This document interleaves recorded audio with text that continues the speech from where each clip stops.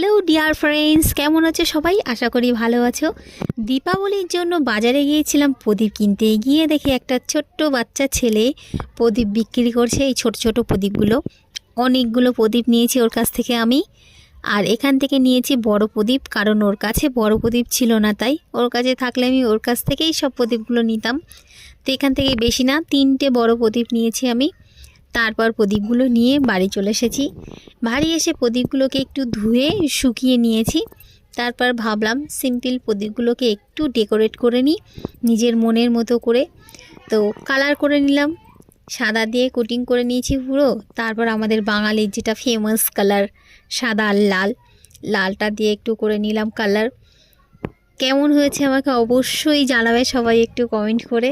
আমার তো ভীষণই ভালো লেগেছে।